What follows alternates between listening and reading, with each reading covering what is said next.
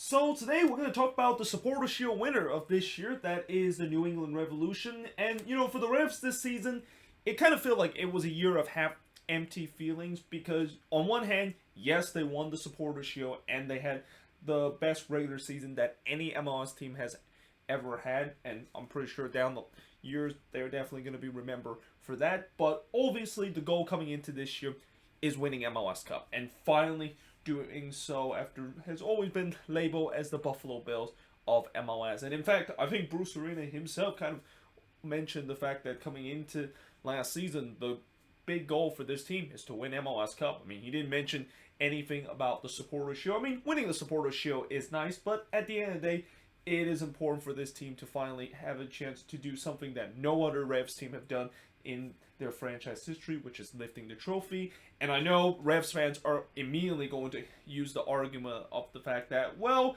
they were kind of getting screwed by the league in terms of the scheduling because they had about 3.5 weeks off before their first playoff game, and you can definitely see that rush really play a big factor in that playoff game against NYCFC. But if you talk to these players and coaches, I don't think they're going to use that same excuse. And especially, I feel like, yes, that long break definitely did not help their cause in terms of potentially start their MLS Cup run. But also the fact that, I feel like every MLS Cup is going to have to deal with adversity. Like, when you look at most of these MLS Cup winners, they had to deal with some adversity throughout the season. And, for the Revs, yes, it's tough that they had that long break, but if you're going to be a champion and you're going to show that you're the best team in the league by the end of the season and lifting that trophy, you need to overcome that adversity.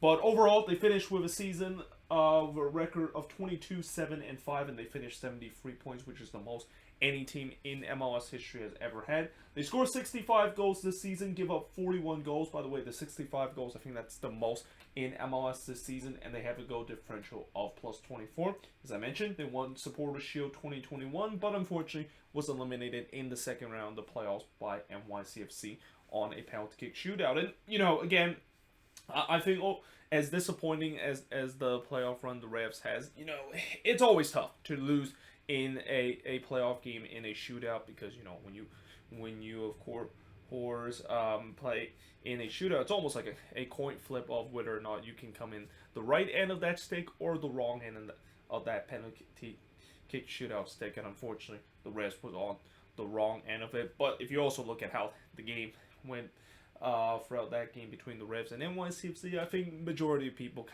kind of feel like NYCFC deserved to win the game, especially how it went. But the top goal scorer for this season for the Revs, you got Adam Buxo, who finished with 16 goals, and I think was only a couple of goals behind the eventual Golden Boot winner Tati Castellanos, and I think he finished third or fourth in the Golden Boot standing. And not far behind him is Gustavo Bo with 15 goals this season, followed by Tejan Buchanan with 8 goals, Carlos Hill with 4 goals, and Theo Bunbury rounds up the top 5 with 3 goals.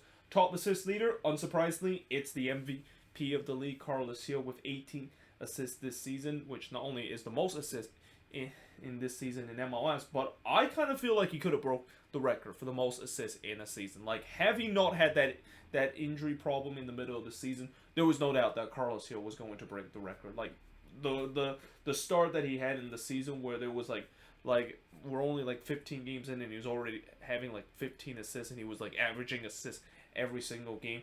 I mean, there was not a lot of people would have bet the fact that Carlos Hill was going to break the assist record, but again, that injury problem that he had in the middle of the season kind of crippled his chance of potentially becoming that player to reach history of registering the most assists in a season. But still, he did finish as the top assist leader, not only in this Revs team, but also in the league itself. He's followed by Gustavo Bo with 9 assists. Then you got Arnold Christensen with 7 assists. Tommy McNamara with 6 assists. And Tejan Buchanan with 5 assists for the Revs. So what went right for this Revs team? Well, it's pretty easy. I mean, they won Supporter Shield and had the best regular season in MLS history. I mean, anytime you, of course, won some silverware, even if it ends in a bit of a disappointment in the playoffs, because I talked about many times, when you win the Supporter Shield, yeah, that's usually not a good news, because the Supporter Shield curse, we know, is definitely a thing, and that not many teams has able to win MLS Cup after winning the Supporters Shield, but you just maybe thought that this was going to be different for the Revs, especially of how hot they were in the season. Carlos Hill, of course, winning MVP this season. I mean, we knew Carlos Hill was amazing last year, and that he definitely proved a lot of people, including myself too, where I remember a couple of years ago when Carlos Hill was arrived this Revs team and how I really questioned that move, especially of how his time was in Europe and how he is a guy that has been really known as the Barcelona reject, a guy that was supposed to be the next best thing, and then he kind of flopped throughout his time jumping in different teams, and then he comes to MLS, and he could become one of those players where you don't, even though you don't work out in Europe, if you go to MLS and perform well, then you can potentially be the best player in the league, and that's what Carlos Hills was, at least for these last 2 years. And then, of course, the revelation of Tajon Buchanan and Adam Buxaw. I mean, Buchanan, a guy that, I could definitely see that he has talent last season when he's debuted with the Revs back in 2020. But it was really this year. This was really his breakout year, and it's no surprise the fact that he has now make his jump to Europe, and the Revs gets a nice, handsome cash after able to basically sell him off to Europe and do it this off season. But the same can say about Adam Buxaw, who right now I know he hasn't been sold off to Europe yet, and he's still part of the New England Revolution. But there is definitely some rumor that he is going to be heading back to Europe. I mentioned in the News of the Week episode a couple of days ago that he is going to be going to Serie B and join the leader of Serie B, that is Pisa FC. And if that's going to happen, they're also going to get a nice sum of cash. In fact, $9.5 million as the exact amount that it seems like they are going to receive if they sell Adam Buxaw off to Europe. Which, I mean, the other thing that I will also say about the Revs potentially selling Buxaw is the fact that as much as, $9.5 million is really nice amount of cash, they kind of still lose some money in terms, so decide to accept that deal. And I think maybe this is something that New England is taking account of, where they're probably not going to sell Buxaw anything less than $10 million, because that's actually the amount that they hit to get him a couple of years ago. And one of the things that you want to do is not only sell off your best talent with a huge sum of money, but you also want to get a net gain. And knowing the fact that the Revs pay a lot to get Buxaw, it was always going to be something that I said before, where it's going to be a big risk if they do decide to sell him to somewhere else, and that he of course needs to be a guy that is going to be very talented, where a lot of European team is willing to pay like $10 or $20 million. And so far last season, we definitely saw that of him having a breakout season. And this is also where for the Revs, it's going to be interesting to see maybe they'll stand put a little bit, and that they don't have to sell Buxaw in the winter transfer window. Usually a lot of teams, they want to sell during the winter transfer window because it's the off season, and maybe this might be a time to get some money. But the summer transfer window is really where the time to sell some of your best player it is. Though I can understand why a lot of MLS team hasn't been doing that for the past couple of years, because that's like in the middle of the season, and you tend to not want to sell your best player in the middle of the season if you are in the mix of potentially contending for MLS Cup that season. So we'll see the situation with Adam Buxaw of whether or not if he is going to be sold off this winter or in the summertime. And of course I'll probably maybe repeat myself a little bit, because I've just realized that's one of the first things that I mentioned in the moving forward series. But besides that, what went wrong for this Revs team? Well, there wasn't really much that went wrong besides, the obvious disappointment in the playoffs and becoming the latest Supporters Shield curse victim after getting knocked out by NYCFC. And again, I know that there's a lot of Revs fans that is going to be complaining about the break. But at the end of the day, if you're going to win the MLS Cup, you're going to have to overcome that adversity, and they just weren't able to overcome that and move on into the next round. They really can't dominate teams like what you expect from a Supporters Shield team. I mean, I know, yes, I am being very picky in terms of what I talk about what went wrong, and in some way this is not really something that went wrong, because I've said before, it doesn't really matter how you are able to get a win at the end of the day. I mean, if you get a win at the end of the day, that's obviously a good thing. And throughout the season, that seems like it's the motive of this Revs team, because you look at most of the games that they won, they're not like just blowout wins. They're definitely not like LAFC a couple years ago, where before they surpassed LAFC for the most point in MLS history. This is not a team that just blow out team regularly. I mean, occasionally, yes, they did had a couple of blowouts, and there's times where they just completely outmatched their opposition. But there's been times where they are actually have had to fight to try to get all 3 points, and that they also had to rely on a couple of games where they had to make some miraculous comebacks, scoring some late winners to get all 3 points at the end of the game. And I think at the end of the day, that's also a good philosophy to win, because if you of course are able to score more goals than your opposition, and I know this looks like a very stupid kind of thing to say, but at the end of the day, if you score more goals and you are able to find a way to do so, then it really doesn't matter if you of course would dominate team. Now, ideally, I think Revs fans would want to have that, because they don't have to feel like having that stress of knowing the fact that the team probably is not going to win the game, and then somehow in some way they had a miraculous comeback to do so. But again, I'm being very picky in terms of talking about that, because I had to find ways to fill out 3 things that went wrong with this team.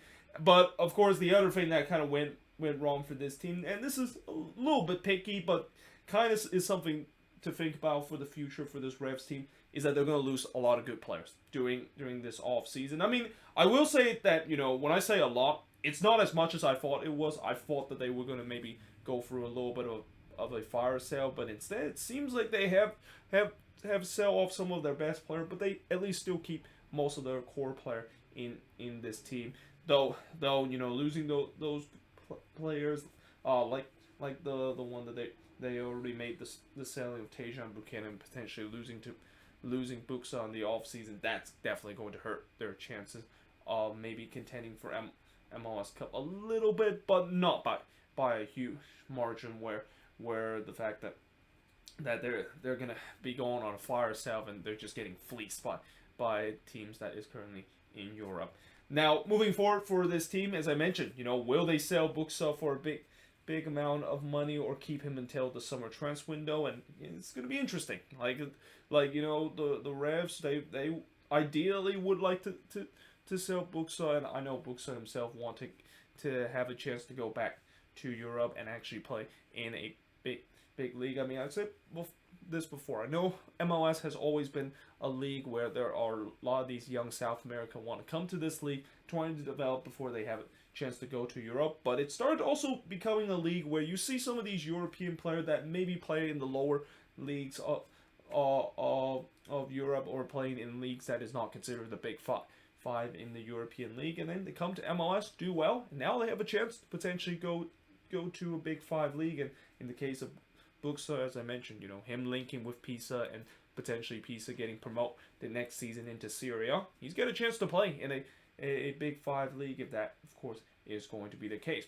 How, of course, will they invest the money that they earn on selling key players in the offseason? So, so far this offseason, the Revs have been relatively quiet in terms of signing players. I mean, they haven't made a lot of addition besides getting Sebastian Lletget, which they did early in the season, but I can understand why they decided to not really buy a lot of player and just kind of team, because they're on paper they're pretty good in terms of it. There's really not much holes you can find in this team. I mean, you could maybe say that they might need a little bit more depth in terms of the midfield and also the back line, but besides that, this team is definitely an MLS Cup contender team, and I expect them to do very well next season. So I can understand why they don't want to spend some money, and that they want to keep that in case if things start to kind of fall off the map a little bit in during the season. I mean, in some way they're kind of almost trying the Seattle Sounders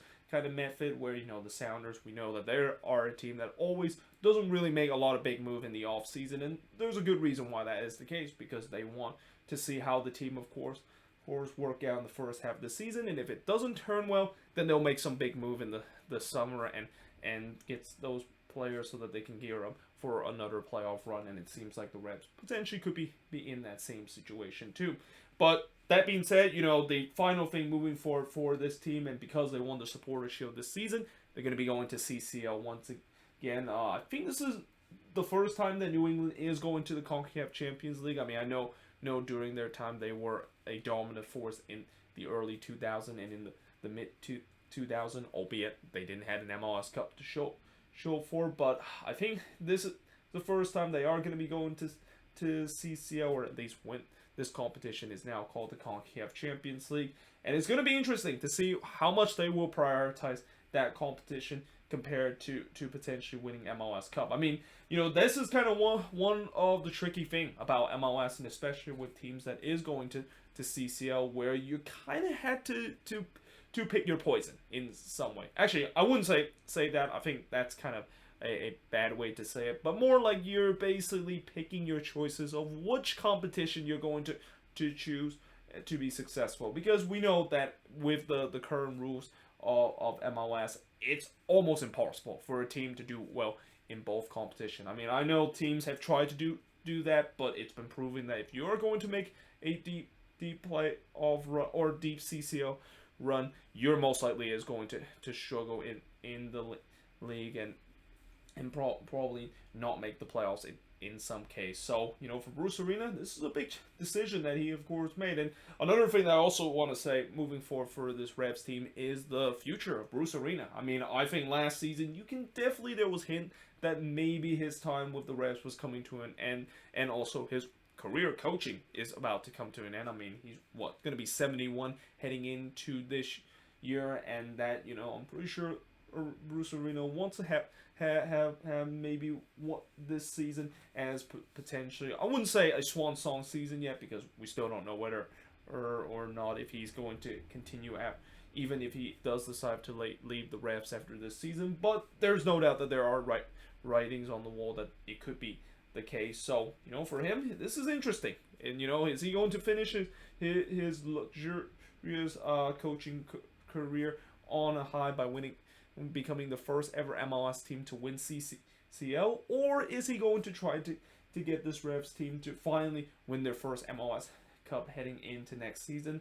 And really, I can't really answer, sir, in terms of that question really truthfully, because that is a very difficult decision to make. And again, ideally, Bruce Arena wants to have the best of both worlds, and that the team not only will go on a deep CCL run, but they also have a chance to compete for MLS Cup. But because of the roster that they have, and really for every single team's roster, it's just not enough to try to make a deep run in both competition and expect to do well. So yeah, it's going to be interesting to see which competition that they're going to prioritize. But either way, hope you guys enjoyed this video. If you do, make sure to like, smash the subscribe button. Let me know in the comments below, what do you think of this video? And if you're a Revs fan, what do you think went right, went wrong? And most importantly, moving forward, is this team finally able to get over the mountaintop and finally do something that their fans has been desperately want this team to finally do, which is winning an MLS Cup? Or is this going to be another disappointing year